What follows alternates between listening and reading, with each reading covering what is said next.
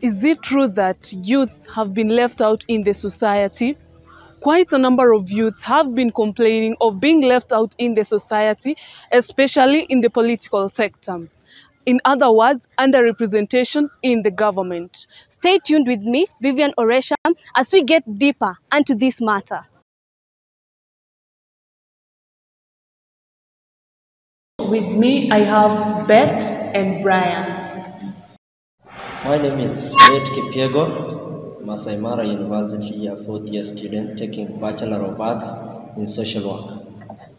My name is Brian Dogo, a fourth-year student at Masai Mara University taking Bachelor of Arts, Political Science and Public Administration. So, onto our discussion today. Beth, can you give us your view on youths being left out in the society? My view pertaining the youth being left out in the leadership or in governance is that we have a strict in the position that value waits not for more years. So the youth are extremely, or they have been pushed to a corner in terms of leadership and governance, even pertaining their own welfare. And what about you, Brian? I think in matters leadership, the youths of this country have been very far much left behind. And as my friend has said, we see despite the youth being the majority in terms of numbers and in terms of what I've seen knowledge and well, we still see them not achieve their maximum potential and maximum opportunities that have been provided by the government. Maybe because of the weak policies we make towards issues to do with employment and staff, the education system, and the like. So much has to be done about the youth. Okay, so Brian, you've talked about youth being left out, especially in the political sector, government.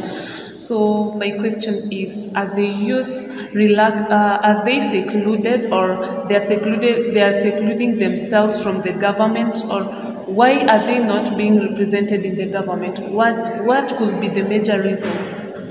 Thank you so much, Abby. The reason why I've said that is that the youth have been secluded. And we want first to understand who is a youth, so that as I talk about seclusion, Article 260 of the Kenyan Constitution tells us who is a youth.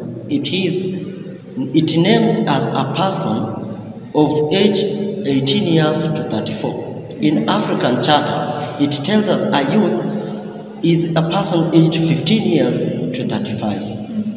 In the United Nations Charter, it tells us that it is 15 years to 35 years, which means that is the age of value. In Kenya, we have the National Youth Council. Under the National Youth Councils Act number 9 of 2010, and they have developed the segments at which the youth have been given their democratic right to elect their leaders and participate in governance and leadership, starting from the sub-location, the location, the county, and even the national levels. But what happens? Money is remitted from the government, but not even a single youth has ever had. Ideally, the 75% of the population is the youth, but 1% of the youth has ever heard of the word youth leader, but never know what is expected of them when it comes to governance and leadership. And we have several examples. And maybe to finish that is that externally, even from the world, in the year 1970s, we have a 17-year-old boy who comes up and develops Microsoft. That is value. He exploits his value. Come to Mark Zuckerberg at 19, he develops Facebook. Now come to Africa, the Rwandanese government. We have a guy by Frederick Patrick Nguriza, who is elected as a minister for new technologies and development in Rwanda. That is now the direct link of the youth to the government, and like what we are seeing now, they have. Brian, you talked about weak policies. Can you elaborate more on that? Okay, yeah, thank you. What I meant when I talked of having weak youth empowerment policies. It's like, for instance, we have seen people and stakeholders come up with policies to fight unemployment amongst the youth, and yet we come up with very, maybe I would say, sound policies which are not implemented, or if implemented, they are not being led to the youth themselves to be the drivers of these policies. Yet we have, I'll call them feelings and old people. We had a scenario where there is this Kenya National Employment Board, where we had, instead of a youth being appointed to that particular post, we had a woman who is 70 or 80 years old, former newly member of parliament, being appointed to that post. I thought that is a very great disconnect towards youth employment, because we have now got people who are unemployed. The youth are the bulk who are very much unemployed. And still at the same, we have seen issues to do with some sort of ways of fund.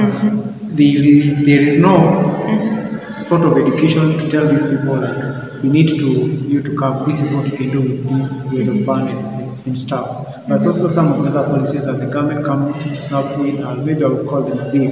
For instance, you go through the 844 system for you to be told that the only job the government can provide, it's now giving you a slasher and a panga for you to get around the. That's why it's talked of weak policies championing the suppression of young people. Okay. To you, Beth, considering your point of the youth being leaders in Kenya, as we can see, there was registration of voters, and at first the youth did not turn up as expected to register as voters. Until more emphasis were put, now then the youth registered as voters. What can you say about that? Okay, pertaining that is that the youth are seeing the reaction in practicalism, and when I talk about this, is that constitutionally, the people have the sovereign power are the Kenyan citizens. These are the people who knows what they want. For example, in the 2017 general elections, know particularly that this is the person who is valuable, innovative, that is the stage of enthusiasm, that is the stage at which he can go ahead and seek that which is required of the people. But as soon as it goes ahead, the bureaucrats, and you know bureaucracy, that is the state of being complex, other people try and come with their own mechanisms to put them down, because they fear that in case if we are going to collide with the force at which the youth are bringing into the government, then our voices might be forgotten. The value at which the youth are going to add in the society, and the value addition, those that the old folks in the government are going to be forgotten when I say this, you know. And that is why they do not want to be in the forefront, because they know at long run they are going to be manipulated.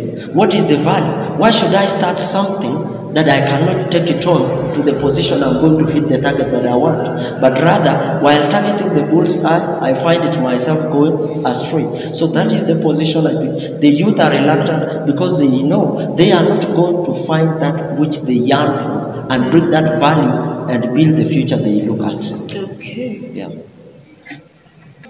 To add on what my friend Bet has talked of when it comes to the youth failing to register as voters in this country, I think it has much to do with what I would say the youths of this country are bitter.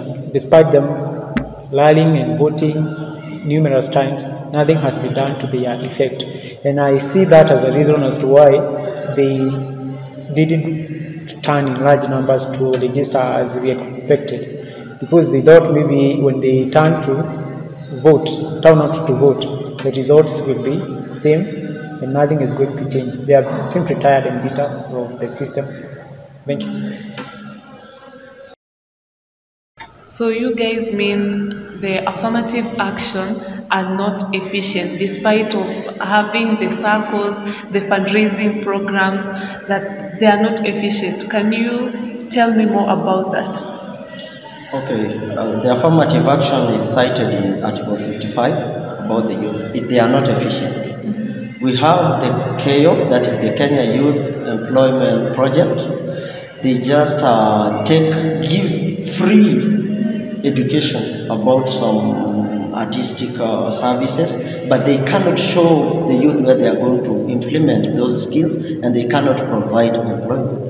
Another one is Youth Enterprise Fund. They ask the youth, we have the Wezo Fund, we have the loans, but those loans cannot be accessed by the youth because the measures and qualifications that they are put in place, still no youth can attain them. Okay. Yeah, so they are not efficient. And can you add something on that? Okay, I can add and say that maybe seeing this disconnection between the efficiency of this affirmative action in a manner that what I would bring the government for wanting to maintain the status quo, in a manner that my friend has talked of the Kiop staff, and as far as it is trying to help the Kenyan youth, it is not a Kenyan government initiative. It is a World Bank initiative that came in handy to try help these third world countries to fight issues of unemployment in them. And we still have some hitches here and there where those being selected on that it is based on who knows who and how. But I still feel something needs to be done when it comes to the sort of bureaucracy and stuff when we trying to get this issue of enterprise fund, the Wezo fund and stuff, because we're putting some very complex measures that the youths cannot take. Okay. And what do you think could be a solution to the youth seclusion? Okay, I think what I would say is that give to Caesar what belongs to Caesar. If we have, okay, the constitution is very categorical, the act is very categorical on the composition of the National Youth Council. We have already should constitute of the youth and let transparency be seen when it comes to election. Now teach them. The other is that you need for you to see how they can vote. Teach them how they are going to execute their plan, so that they are going to also come up with policy. Engage them in this formula for policy formulation process, so that they can understand what they are going to do. And like what we are now appointing youth leaders based on political wages that we are paying our friends. So let us see the youth directly being linked to the government and directly being appointed in public and also even elected themselves into this position. And we are going to see a change. I think the very least unless they present themselves, nobody can notice them if they don't come forward to fight for this, what truly belongs to them. Again, I also believe that the condition, the ecosystem should be youth friendly in a manner that they are the majority. And I'm saying that again, we have seen among the 22 Kenyan government ministries, only one is youth oriented as the Minister of Youth and Sport and Staff. But I wish we were having 22 ministries, all of them, make it youth friendly. Let's come up with youth friendly facilities, because I'm sure not even in the policy making stuff, very many youths are not even going to a health center to seek issues with mental health, issues to do with reproductive health, because the facilities are not really friendly. Let's create an ecosystem where youth can thrive, youths can come up with innovative stuff, and the government should also come up to support this initiative by finances and technology. That's all for today's viewers. Join me next time for more insightful discussion. Remember, this channel is all about your voice. Feel free to subscribe, give your comments, suggestions. Together, let's make our society a better place. Bye-bye.